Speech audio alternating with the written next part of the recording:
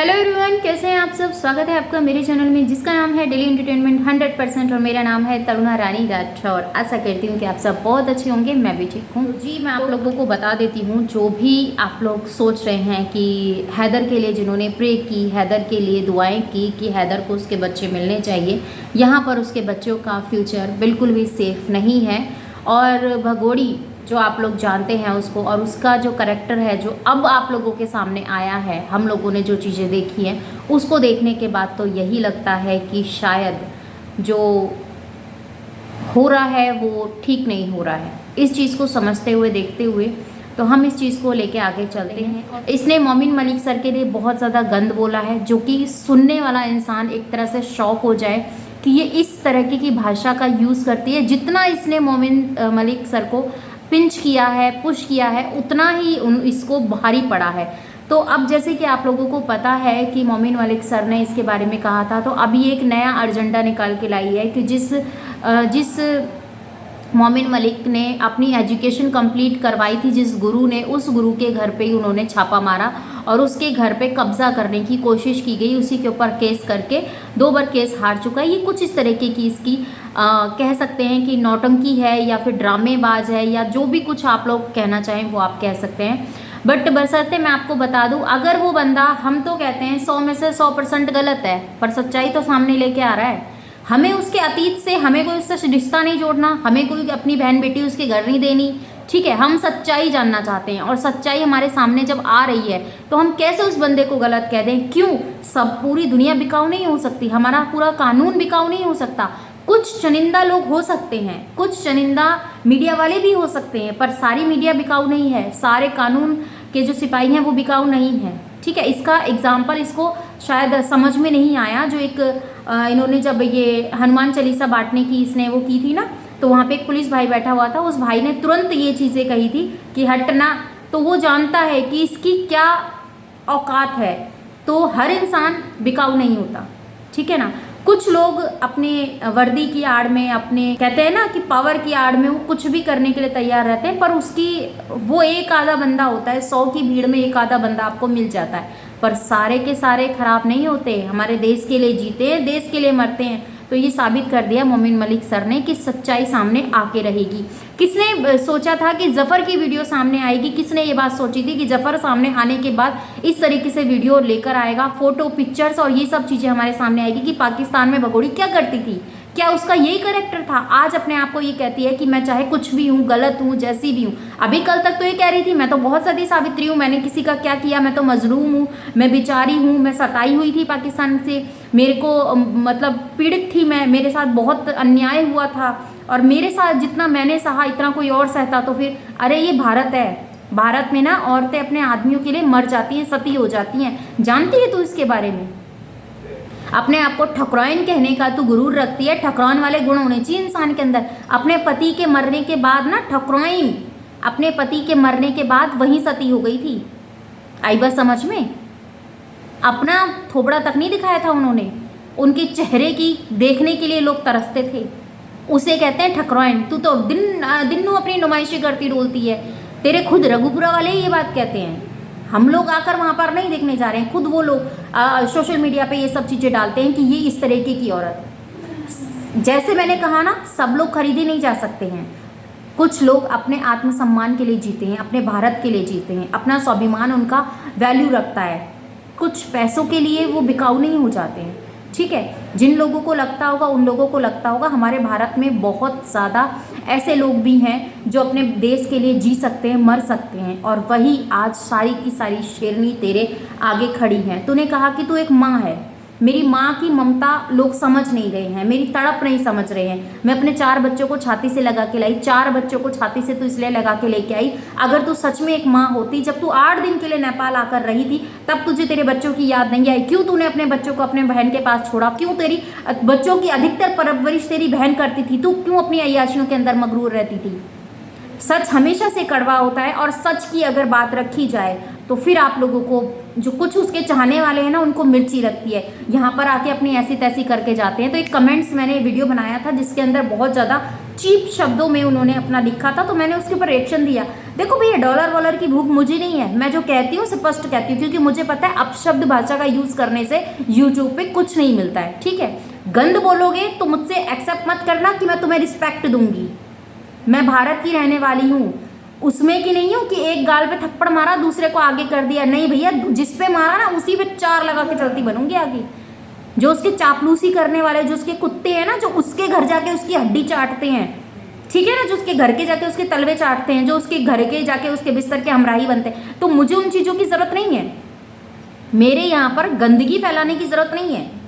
इंसानियत के नाते बोल रही हूँ, सफाई दे रही हूँ। गलत को गलत बोलने से मुझे नहीं रोक सकता कोई। आई बात समझ में? ये भारत है, यहाँ पर अपनी बहन बेटियों की रिस्पेक्ट होती है। हम तो पराए घर से भी आए बहन बेटियों की रिस्पेक्ट करते हैं, जो परदेश से लोग आते हैं। आई बात समझ में? गंदगी रिस्पेक्ट नहीं दी जाती। गंदगी जो गंदगी में रहती है ना, उसको सिर पे बैठ के ताज नहीं बनाया जाता। कौन ऐसा है जो गोबर को सिर पे लगा के घूमता है? तुम बता दो, कौन ऐसा है कि पोटी को सिर पे लगा के घूमता है? गंदगी गंदगी ही होती है, गंदगी की जगह गटर में ही होती है, ठीक है ना। तो मुझे गुस्सा उसी चीज़ पे आया है कि जो ये लोग आके गंदगी बक के जाते हैं ना, जो कुछ इसके चमचे हैं जो खुले सांड की तरह घूम रहे हैं। एक तो ऐसा है जिसकी मैं क्या ही बोलूँ, पता नहीं पूरे दिन नशा करके नशेड़ियों की तरह बैठ जाता है, इतना लंबा लंबी दाढ़ी कर रखी है। तुम मुझकी चमची हो, तुम मुझके लिए नहीं कह सकते हो, वो वकील था मुझके लिए सब। तू ससुरे पहले बोलना सीख ले जा, और ये पहले नशा उतार के आके कैमरे पे बैठा कर। तुझे जितनी मिलती है ना बोतल ढक्कन खोल के, उतनी आके तू चमचागिरी करता है यहाँ पर। आई बात समझ में? तुझे ये नहीं पता तू अपनी बहन बेटियों के लिए क्या कर रहा है। और एक मोहतरमा एक लाइव में उससे मिलने के लिए आई थी, जो अपने आप को टीचर बता रही थी, तो उनके साथ शायद उनकी 3 बेटियाँ मिलने के लिए आई थी और एक बेटा था। तो मैं सिर्फ उस तरीके की सोच रखने वाली बहनों से बात पूछना चाहती हूँ, क्या जिन बेटियों को आप उसके पास मिलाने के लिए लेके आती हैं, एक सेल्फी खींच के अपने साथ लेके जाती हैं, वो कोई सती सावित्री है क्या? उसने क्या किया है आपके देश के लिए? पाकिस्तान से भाग कर आई है, ठीक है, गैर कानूनी तरीके से आई है, और अपने 4 बच्चों को इस जरिया बनाकर लेकर आई है, ठीक है ना। ऐसे ही नहीं चलकर आ गई है वो कि उसने सारी जो भी कानूनी प्रक्रिया है उन सबको पूरा करने के बाद वो आई है। ना जी ना, वो गैर कानूनी तरीके से आई है, और उसके आसपास 2 सिक्योरिटी लगी रहती है, ठीक है, उसके घर के पास। और तुम लोग ये सोचते हो कि नहीं भाई हम जा रहे हैं, हम सेल्फी खिंचवाएंगे। सेल्फी अपने ऐसे इंसानों के साथ खिंचवानी चाहिए जिसके साथ तुम्हें प्राउड फील हो। अरे तुम्हें उसके पास जाके गालियां खाने को मिल रही है, तो तुम जाकर ये बोल रही हो कि मैं टीचिंग हूँ, मैंने टीचिंग की हुई है, मैं आपको इतने कमेंट करती हूँ, आप मेरे कमेंट्स नहीं रीड करते हो। अरे जाके कहीं डूब मरो कि ऐसी औरत के पास आके तुम्हें सेल्फी खिंचवानी पड़ रही है। अपने 5-10 मिनट तुम अपना वहाँ पे जाके वेस्ट कर रही हो, ठीक है। गंदगी गंदगी होती है, ये समझने की कोशिश करो। आज जिन बेटियों को तुम वहां लेकर गई हो, भगवान ना करे कभी ऐसा हो मेरे भारत की कोई भी बेटी ऐसी गलत रास्ते पर जाए, पर फिर भी अगर कोई बेटी ऐसी जाती है तो तुम सबसे पहले ना अपनी चप्पल उतार के उसके बजाय चली जाओगी, पर उन बेटियों को वहां लेकर जरूर जाओगी कि चलो बेटा हम तुम्हें कोठे पे घुमा के लेके आते हैं, वहां पे किस तरीके से मुजरा होता है वो तुम्हें दिखा के लाते हैं। अरे शर्म करो थोड़ा बहुत। दिन रात लोग अपनी सफाइयाँ देते फिरते हैं, दिन रात उसका चेहरा लोगों के सामने दिखाए फिरते हैं कि वो अपनी सास ससुर को अपने साथ नहीं रखती, अपनी बहन को, अपनी नंद को अपने साथ नहीं रखती। और ये फैसला जो लप्पू के बाप ने लिया है ना, बहुत सही लिया है, क्योंकि उसके घर में एक बेटी है, वो एक बेटी का बाप है, वो समझता है कि इसके नक्शे कदम पे रही तो कल को मेरी बेटी के साथ भी कुछ भी हो सकता है। जवान खून को बिदकते टाइम नहीं लगता। आई बात समझ में? और अरे तुम्हारी लड़की 16-17 साल की तुम्हारी लड़कियां हो रही हैं, उसको मिलाने के लिए तुम भगोड़ी के पास लेके जा रहे हो, सेल्फी खिंचवा रहे हो, उसको सिर का ताज बना के रख दिया तुमने। कुछ लोग ऐसे हैं जो वहां जाके उसकी चमचागिरी करते हैं। क्यों करते हो भैया? किस लिए? जाओ ना नरेंद्र मोदी जी के पास जाके फोटो खिंचवाओ, योगी जी के पास फोटो जाके खिंचवाओ, जिन्होंने तुम्हारे देश के लिए कुछ किया है उसके पास जाके फोटो खिंचवाओ ना, तब तुम्हें प्राउड फील होना चाहिए। उन सैनिकों के पास जाके फोटो खिंचवाओ जो तुम्हारे देश के लिए जीते हैं, मरते हैं, उनके साथ खड़े होकर आर्मी वालों के साथ फोटो खिंचवाओ, तब तुम्हें पता चलेगा कि फोटो की वैल्यू क्या होती है। सेल्फी का एक फोन आपके हाथ में आ गया, आप सेल्फी खींचने वाले बन गए, तो आप ये सोचते हो कि किसी गंदगी के साथ फोटो खिंचवा लो। कुत्ते के साथ फोटो खिंचवाओ, रोड पे जो कुत्ता गंदगी की नाली में पड़ा हुआ है कीचड़ के अंदर, उसके साथ खड़े होकर फोटो खिंचवाओ, फिर डालो व्हाट्सएप स्टेटस पे। अरे अपनी तो वैल्यू सोचो कि अरे तुम एजुकेटेड हो और तुम पढ़ी लिखी हो, तुमने टीचिंग की हुई है, अपने बच्चों को तुम टीचिंग करती हो, उन बच्चों को क्या शिक्षा दोगी कि मैं तो भगोड़ी से मिल के आई थी, उसका घर देख के आई थी कि वो किस उसमें रह रही है, किस में नहीं रह रही है। इंसान अच्छे रास्ते पे चलने के लिए सोचता है कि मैं अच्छे रास्ते पे चलूंगा ना तो मेरे जो पीछे मेरी पीढ़ी आ रही है वो भी सही रास्ते पे चलेगी, पर नहीं भैया, हम तो गलत रास्ते पे चलेंगे और साले उनको भी लेके चलेंगे। क्यों? क्योंकि हम तो किसी का घर बसता देख ही नहीं सकते। उसने हमारे देश को बर्बाद कर रखा है, उसने हमारे देश की गंदगी फैला रखी है आके भारत के अंदर। और क्या क्या नहीं होता, जाके उस मोहल्ले में जाके पूछो तो सही, सभी लोग उसके वो नहीं करते हैं। गंदगी गंदगी होती है, उसको पहचानना सीखो। और रही बात कि तू एक माँ है और तेरे बच्चों को हम लोग तेरे से दूर कर रहे हैं, ना जी ना, ये तेरे खुद के कर्म है जिसकी वजह से तेरे बच्चे तुझसे दूर हो रहे हैं।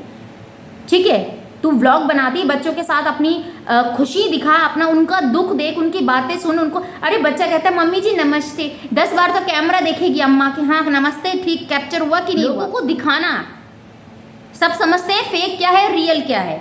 दिन रात ब्लॉगिंग चलती है लोगों की यहाँ पर, 1 मिनट में पहचान लेते हैं यूट्यूब पे बैठे वाले व्यूवर्स कि कौन बंदा सच बोल रहा है कौन झूठ बोल रहा है। ठीक है, सोशल मीडिया प्लेटफॉर्म है यहाँ पर लोगों के चेहरे के पीछे कौन सा चेहरा है ना वो भी पढ़ लेते हैं।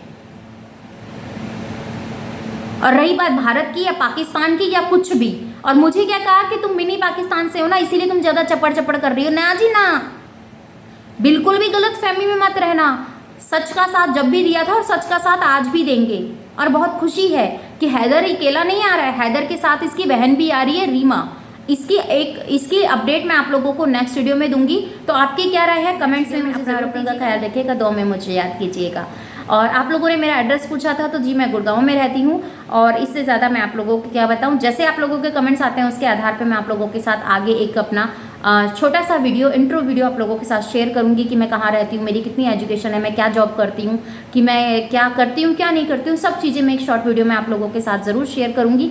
तो आशा करूंगी कि ये वीडियो आपको पसंद आएगा लाइक एंड शेयर कीजिएगा। इस वीडियो के रिगार्डिंग कोई भी आपका क्वेश्चन हो तो प्लीज़ मुझे कमेंट सेक्शन में ज़रूर दीजिएगा। आपके कमेंट्स का मैं इंतजार करूँगी और आपके कमेंट्स मैं रीड भी करूँगी। तो मिलती हूँ नेक्स्ट वीडियो में, bye bye, love you, thanks for watching, जय श्री कृष्णा, राधे राधे। सच को पहचानिए, जो सच्चा है सिर्फ उसी का साथ दीजिए।